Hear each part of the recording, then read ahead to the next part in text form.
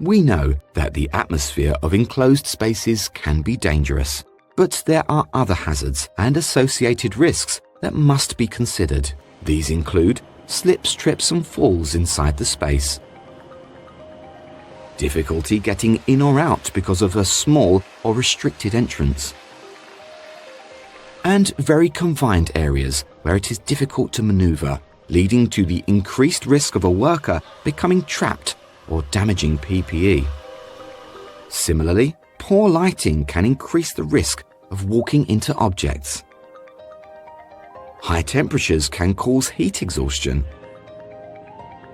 And there is also increased risk of dropped objects and drowning within the space. When deciding what PPE to wear, a lot depends on the nature of the work, the state of the enclosed space, and what was previously within the space.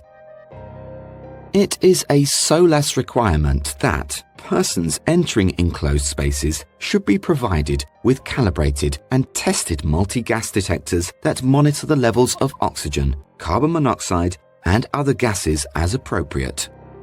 Alongside your testing equipment, PPE should protect you from any physical and exposure damage.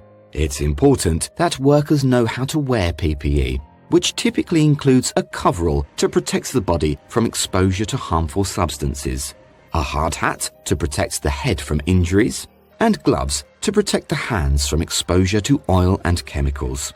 You will also need glasses or goggles, ear defenders, and boots. On certain vessels, more specialized PPE is worn to protect against specific substances.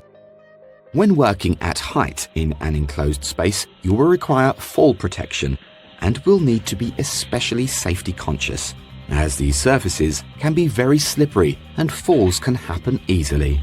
It is also recommended that you should wear a full body harness, which assists any rescue required.